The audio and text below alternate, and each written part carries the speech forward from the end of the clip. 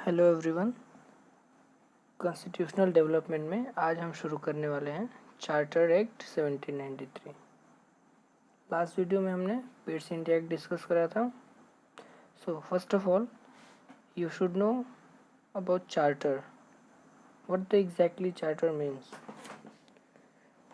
सो charter का जो मतलब होता है, यह एक प्रकार का लिखित डॉक्यूमेंट होता है। It is a written document given by any authority, या इसको आप ऐसे भी कह सकते हैं कि एक लिखित परमिशन होता है या लिखित अधिकार होता है जिसे कोई देश या कोई स्टेट या कोई राजा देता है।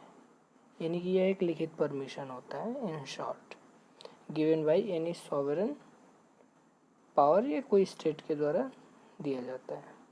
So I hope it's clear.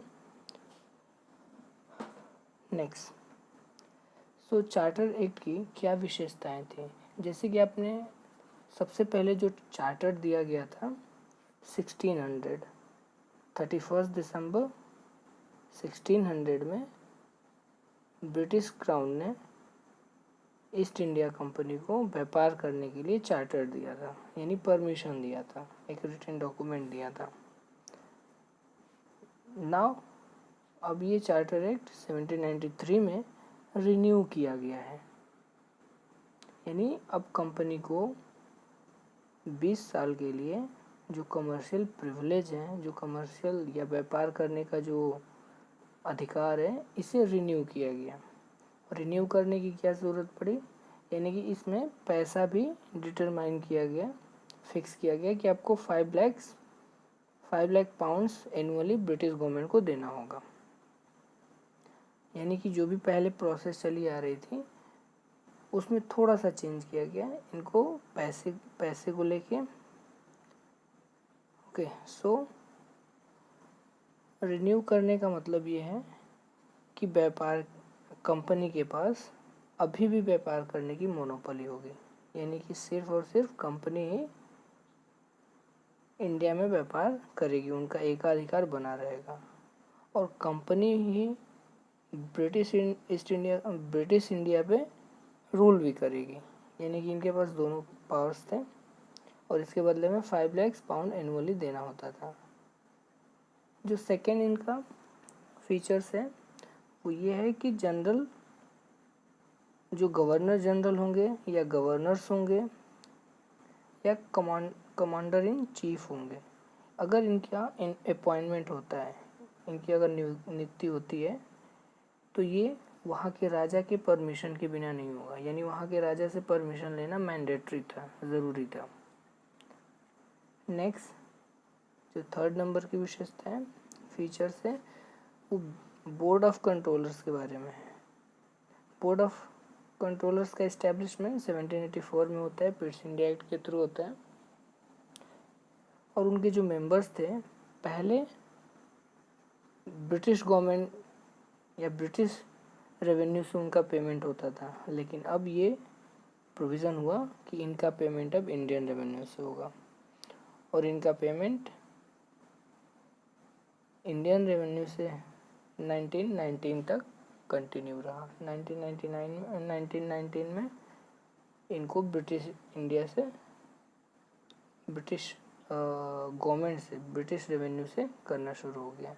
In short 1919 तक बोर्ड ऑफ कंट्रोलर का पेमेंट जो था इंडियन रेवेन्यू से होता था।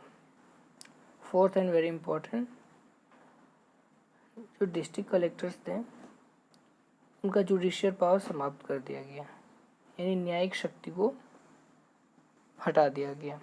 यानी कि जो कलेक्टर हैं, ये जो कलेक्टर साहब बोलते हैं, वो अब सिर्फ और सिर्फ एक कलेक्टिंग एजेंट हो गया। इनका मेन काम क्या होता था कि रेवेन्यू, जो भी राजस्व होता था, कर वगैरह, उनका वसूलना इनका मेन काम था। और इसके साथ साथ इससे पहले जुडिशियल पावर भी दिया गया था, बट अब इसे हटा दिया गया। उस समय जो गवर्नर जनरल थे वो कौन थे, 1793 में कार्निवालिस थे। उनको ये रियलाइज़ हुआ अच्छा कि किसी एक व्यक्ति में, किसी एक अधिकारी में पावर का सेंट्रलाइजेशन होना सही नहीं है. It was just undesirable and that's why he abolished the he removed the judicial power from district collector. Next, इसका क्या मतलब हुआ, इसके इम्प्लीकेशन क्या हुए कि धीरे धीरे जो माल अदालत थी, जो रेवेन्यू कोर्ट था, वो धीरे धीरे डिसअपियर होना शुरू हो गया. इनको आप ऐसे भी समझ सकते हैं कि जो रेवेन्यू एडमिनिस्ट्रेशन था वो जुडिशियल फंक्शन से सेपरेट कर दिया गया. यानी जुडिशियल फंक्शन किसी और के हाथ में होगा, रेवेन्यू एडमिनिस्ट्रेशन सिर्फ डिस्ट्रिक्ट कलेक्टर का होगा. Fifth and last features of the charter act. East India company को अथॉरिटी दी गई, उनको पावर दिया गया लाइसेंस देने का. यानी कंपनी के पास अब ये पावर होगा कि किसी व्यक्ति को, किसी इंडिविजुअल को या किसी कंपनी एम्प्लॉयज़ को भारत में व्यापार करने की अनुमति अब ईस्ट इंडिया कंपनी दे सकती है, या उनको लाइसेंस दे सकती है भारत में व्यापार करने का. और इस पर्टिकुलर लाइसेंस को क्या बोलते थे, प्रिविलेज या कंट्री ट्रेड बोलते थे. In short, East India Company had authority to grant licence any individuals or company employees to trade in India. So thank you.